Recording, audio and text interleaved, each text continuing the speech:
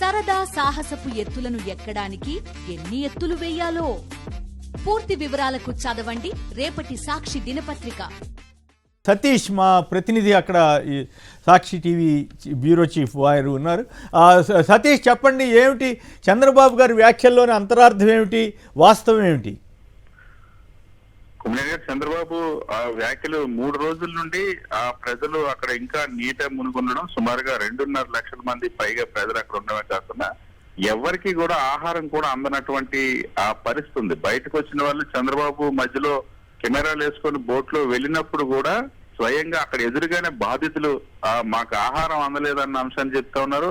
అపార్ట్మెంట్లో ఉన్న వాళ్ళు కూడా అరిచి మరి చెప్తున్నారు మాకు ఎటువంటి ఆహారం అందలేదు. ఎన్నిసార్లు చంద్రబాబు అటువైపు వెళ్ళినా అదే వినిపిస్తున్న పరిస్థితి. ఈ నేపథ్యంలోనే ప్రజల రియాక్షన్ చూసిన తర్వాత ఇక చంద్రబాబు నిస్సహాయత బయటపడింది. నిన్న సీఎం చంద్రబాబు ప్రెస్ మీట్ లో మాట్లాడుతున్నప్పుడు ఆహారం అందరికీ అందించలేదు. ఎందుకంటే అసలు మేనేజ్మెంట్ అన్నది ఫుడ్ తీసుకొచ్చి ఒడ్డున పెట్టేస్తా ఉన్నారు. కానీ బాధితులంతా కూడా సుమారుగా 2.5 లక్షల మంది ఆ 12 డివిజన్లు ఉన్నటువంటి ప్రాంతాల్లో అంటే తప్పు ప్రజలదే కానీ తనది కాదన్నట్టుగా చెప్తున్నారేంటి, తన ప్రభుత్వాన్ని కాదన్నట్టుగా చెప్తున్నారు.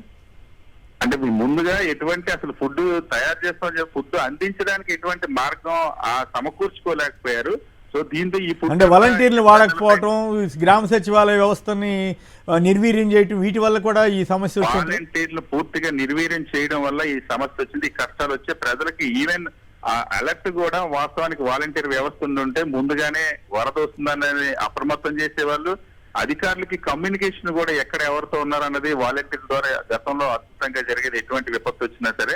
కానీ ఇప్పుడు ఆ వ్యవస్థని నిర్వీర్యం చేయడం వల్ల, వాలంటీర్లు లేకపోవడం వల్ల పూర్తిగా రాష్ట్ర ప్రభుత్వం విఫలమైంది. అందుకే సీఎం చంద్రబాబు నిన్న రాత్రి ప్రెస్ మీట్ లో మాట్లాడినప్పుడు ఏమీ చేయలేకపోతున్నాం అని చెప్పి, నిస్సహాయతతో ఉన్నామని చెప్పేసి కూడా కామెంట్ చేస్తారు. అయితే జగన్ గారి ఎఫెక్ట్ కూడా కొంత పనిచేసినట్లు అనిపిస్తుందా? ఆ తర్వాత వెంటనే హడావుడిగా ప్రెస్ కాన్ఫరెన్స్ పెట్టడం కానీ అయినా అర్ధరాత్రి గడి పెట్టడం ఇవన్నీ. మాజీ ముఖ్యమంత్రి వైఎస్ జగన్మోహన్ రెడ్డి సింగ్ నగర్ లో పర్యటించినటువంటి అరగంటలోనే మళ్ళీ చంద్రబాబు అదే ప్రాంతానికి రావాల్సిన పరిస్థితి వచ్చింది. వైఎస్ జగన్మోహన్ రెడ్డి వచ్చి అక్కడ బాధితులతో అక్కడ నడిచి వెళ్లి వాళ్ళందరితో మాట్లాడి వాళ్ళ కష్టాలు తెలుసుకున్న వెంటనే హుటాహుటిన వచ్చారు. దాని తర్వాత ఎప్పుడైతే నిన్న ఒకవైపు కృష్ణలంక వాసులంతా వైఎస్ జగన్మోహన్ రెడ్డికి వచ్చి కృతజ్ఞతలు చెప్పడం, ఇంకొక వైపు మధ్యాహ్నానికి వైఎస్ జగన్మోహన్ రెడ్డి వరద బాధితులకు వెళ్లి వాళ్ళు మాట్లాడేటప్పుడు వాళ్ళ కష్టాలు నేరుగా వైఎస్ జగన్మోహన్ రెడ్డి చెప్పారు. ఈ ఎఫెక్ట్ తో సీఎం చంద్రబాబు మళ్ళీ ప్రెస్ మీట్ పెట్టి ఇంకా మేము సహాయ చర్యలు చేస్తున్నాం, మరింత ముమ్మరం చేస్తున్నాం, వరద తగ్గితే కానీ ఏమి చేయలేమని ఒకవైపు సుజనా చౌదరి కూడా ప్రకటించేసినటువంటి నేపథ్యంలో సీఎం చంద్రబాబు ఇక తన నిస్సహాయతని ప్రకటించుకోవాల్సిన పరిస్థితి. అయితే ఫైనల్ చెప్పండి, కృష్ణానది ఒడ్డున గోడ జగన్ గారి టైంలో కడితే నేను కట్టానంటాడేంటి ఆయన? కొంత భాగం కట్టారేమన్నా?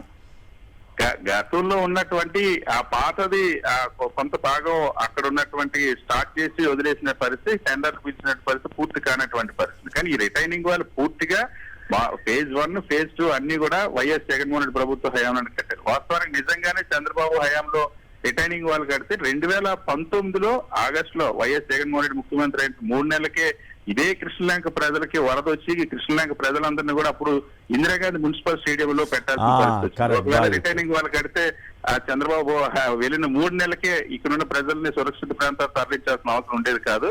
సో ప్రభుత్వంకి మైలేజ్, గత ప్రభుత్వానికి ముఖ్యంగా వైఎస్ జగన్మోహన్ రెడ్డి ఇప్పుడు విజయవాడ ప్రజలందరూ కూడా గుర్తు చేసుకుంటున్నటువంటి పరిస్థితి. ఇంత తీవ్రమైనటువంటి వరద 11,43,000 క్యూసెక్లకు వెళ్ళినప్పుడు అతిపెద్ద రికార్డ్ స్థాయి వరద వచ్చినప్పుడు ఒకవేళ ఆ రిటైనింగ్ వాళ్ళు లేకపోతే ఒక కృష్ణలంకే కాదు మొత్తం విజయవాడ అంతా కూడా మునిగిపోయేటువంటి పరిస్థితి, రోడ్లపైకి వచ్చేటువంటి పరిస్థితి ఉండేది. ఆ ప్రమాదం మొత్తాన్ని విజయవాడని కాపాడింది అంటే వైఎస్ జగన్మోహన్ రెడ్డి నిర్మించినటువంటి రిటైనింగ్ వాళ్ళు అన్నది ఇక్కడ ప్రజలందరూ కూడా స్వయంగా వాళ్ళు ఎవరిని అడిగినా సరే ఆ మాట చెప్తున్న పరిస్థితి. రైట్, ఫైనల్ గా చెప్పండి, తెలుగుదేశం మీడియా, ఈనాడు, ఆంధ్రజ్యోతి అసలు రాజధాని, ఆంధ్రజ్యోతి వాళ్ళు డైరెక్ట్గా అసలు రాజధానికి ఏం అవ్వలేదన్నట్టు రాస్తున్నారు. చంద్రబాబు ఇల్లు మునిగిందనేమో అన్ని పత్రికలు, ప్రత్యేకించి ఆ 2 పత్రికలు కాకుండా మిగతావి రాస్తుంటే వీళ్ళు నిజంగా అమరావతి మునిగిందా లేదా? రాజధాని ప్రాంతంలో మొన్న కురిసినటువంటి భారీ వర్షాలకు హైకోర్టుకు వెళ్లేటువంటి మార్గం దగ్గర సీడ్ యాక్సిస్ రోడ్ అంతా కూడా చెరువులాగా మారి చేపలు కూడా పట్టుకున్నటువంటి పరిస్థితి నెలకొంది. వర్షం తగ్గిన తర్వాత నిన్న వరద ముప్పు కూడా రాజధానికి పొంచి ఉంది. నిన్న వెంకటాయపాలెం ఏదైతే సీఎం చంద్రబాబు ఉంటున్నటువంటి కరకట్ట నివాసం ఉందో ఆ కరకట్టకే బ్రీచ్ వచ్చేటువంటి పరిస్థితి, దానికి లీకేజ్ ఒకవేళ నిజంగానే దానికి వరద ముప్పు లేనట్టయితే మొన్న రాత్రి అంతా కూడా సీఎం చంద్రబాబు ఇంటి పక్కనే ఉన్నటువంటి మంచని సత్యనరాజు ఆశ్రమం దగ్గర ఆ గండు పడేటువంటి పరిస్థితి, లీకేజీ వస్తే ఆ లీకేజీని అడ్డు పెట్టడానికి ట్రాక్టర్లతో ఇసుక బస్తాలు స్వయంగా తెలుగుదేశం పార్టీ ఎమ్మెల్యే శ్రవణ్ కుమార్ వెళ్ళి అక్కడ వేయించినటువంటి పరిస్థితి ఉంది. నిన్న మధ్యాహ్నానికి హైకోర్టులో ఉన్నటువంటి వాళ్ళని నిన్న జీఏడీ స్వయంగా సచివాలయంలో ఉన్న సిబ్బంది అందరినీ కూడా కట్ట తెగేటువంటి ప్రమాదం ఉంది. అప్పుడు వరద మరి వరద వచ్చేసి మొత్తం మునిగిపోయేటువంటి అవకాశం ఉంటుంది కాబట్టి అప్రమత్తం అవ్వండి, ముందే వెళ్ళిపోండి అని చెప్పి నిన్న మధ్యాహ్నానికి సచివాలయంలో ఉన్న ఉద్యోగులంతా వెళ్ళిపోయారు. హైకోర్టులో ఉన్నటువంటి జడ్జిలతో సహా అందరూ వెళ్ళిపోయిన పరిస్థితి. ఓకే, థ్యాంక్ యూ సతీష్ మిత్రమా.